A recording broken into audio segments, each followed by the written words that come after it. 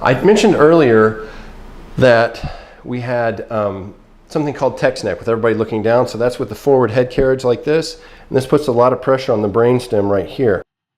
So now there's, in my third book, Chiropractic Care for Clear Vision, which is right here. We talked about, we have actual case studies in here, over 120 different people that some of them weren't even actually looking to improve their vision. It was just a side effect of going to the chiropractor and getting adjusted. Now, how is that possible?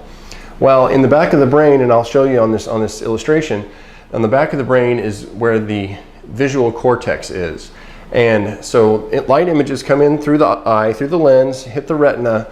The optic nerve picks up those impulses, takes them back via the optic nerve, which is the second cranial nerve, and goes to the visual cortex in the back for processing. So it's just light images until it gets back to that visual cortex, and that's where it's actually processed, and your brain interprets as to what that particular image is. Say it's an apple, it's a car, it's a horse. That's where it gets processed.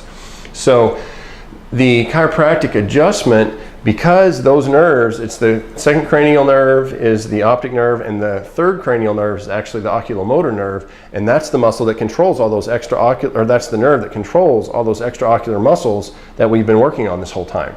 So doesn't it make sense that if you get a chiropractic adjustment up here to the upper neck, that's going to take pressure off of those nerves, and therefore you're actually going to be able to see better because you're going to be getting a clear impulse back to that visual cortex in the back of the brain.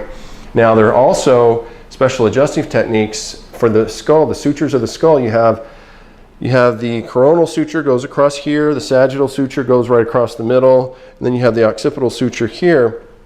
And what you can do is, back in 1876, they used to think that the different plates of the skull actually fused and could not move at all, but there was a study done in 1960 that actually said that there's about 1/100th of an inch in between each of the bones of the suture, so it kind of fits together like the sections of a bridge, so it has to be able to expand and contract in order to control the pressure in case there's any trauma or any temperature changes, things like that.